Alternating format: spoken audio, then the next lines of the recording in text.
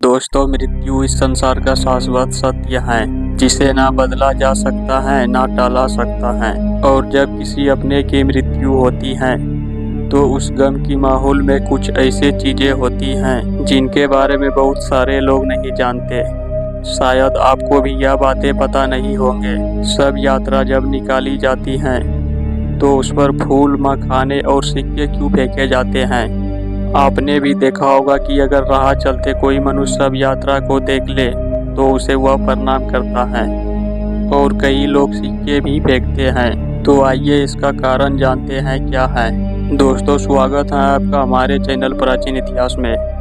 हिंदू धर्म एक ऐसा प्राचीन धर्म है जिसके कई सिद्धांतों को कहीं न कहीं वैज्ञानिक रूप से भी साबित किया जा चुका है।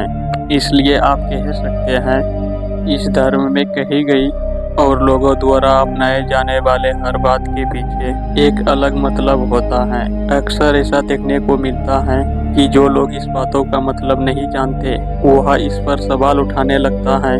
लेकिन ऐसा नहीं है कि सवाल उठाना गलत है, बल्कि यह जरूरी है कि आपको जानकारी ना हो तो पहले सवाल का जवाब ढूंढें और फिर सही और गलती का पहचान करें। जब सब यात्रा पर सब पर सिक्के फेंके जाते हैं तो कई लोग इसे पैसे की बर्बादी बताने लगते हैं। यह ठीक उसी तरह है जैसे कि शिवलिंग पर चढ़ने वाले दूध और मजार में चढ़ाने वाले चादर को लोग किसी गरीब को देने की सलाह देने लगते हैं, जबकि दोनों अपने जगह पर अलग अलग महत्व रखते हैं। यह बातें इसलिए भी जरूरी हैं कि मृत्यु के बाद आपके साथ ना अपना ज्ञान जाता है और न ही आपका धन। अगर आपके पास कुछ होता है तो वह है आपके कर्मों का फल। मतलब इस धरती पर आपने जो भी बुरे या अच्छे कर्म किए उसी के हिसाब से आपको स्वर्ग या नरक की प्राप्ति होगी। यह तो आप जानते ही होंगे मरने के बाद पापियों को कौन कौन सा सजा मिलता है। फिलहाल इस वीडियो में हम यह जानने की कोशिश करते हैं कि आखिर सब यात्रा पर फूल, मखाने और सिक्के क्यों फेंकते हैं। तो दोस्तों, जब भी किसी व्यक्ति का मृत्यु होती है तो आपने देखा होगा सम्मान पूर्वक सभी लोग उस मृत आत्मा का पैर छूते हैं। पैर छूकर सम्मानवत करते हैं और उस पर फिर फूल माला भी चढ़ाते हैं।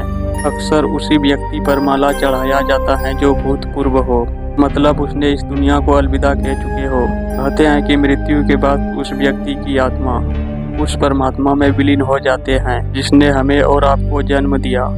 अब जब सब यात्रा निकलती हैं तो फूल फेंककर श्रद्धांजलि अर्पित करती हैं। इसका सीधा सा मतलब सम्मान व्यक्त करने सा है। अब आप सोच रहे होंगे कि मखाने का क्या मतलब है, क्योंकि मखाने से सम्मान का कोई दूर दूर से वास्ता नहीं।